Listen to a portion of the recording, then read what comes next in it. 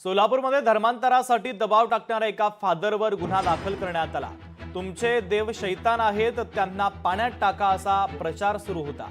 धर्मांतरासाठी 10,000 रुपये देण्याचं आमिष दाखवण्यात आलेलं होतं, मात्र या सगळ्या प्रकाराचा भांडाफोड करण्यात आलेला आहे। इतर धर्मियांच्या भावना दुखावल्या या संदर्भात भारतीय न्याय संहिता कलम 299 350 नुसार गुन्हा दाखल करण्यात आलेला आहे। प्रार्थना म्हणून त्यांनी एक नशिले असं पदार्थ वाईन त्यांना द्यायचं ब्रेडमध्ये घालून, आणि त्यांना तुम्ही धर्म स्वीकारा, तुम्हाला पैसे मिळतो असं दिशाभूल करून त्या व्यक्तींना फसवण्याचं काम हा रवी फादर म्हणून जिहादी वृत्तीचा व्यक्ती त्या भागात केला। आणि आम्हाला असं कळालं, आम्ही घटनास्थळी जाऊन पोलिसांच्या मदतीच्या सहाय्याने त्या जिहादी व्यक्तीवर आम्ही धर्मांतरांचा कायद्याअंतर्गत त्यावर गुन्हा दाखल केला।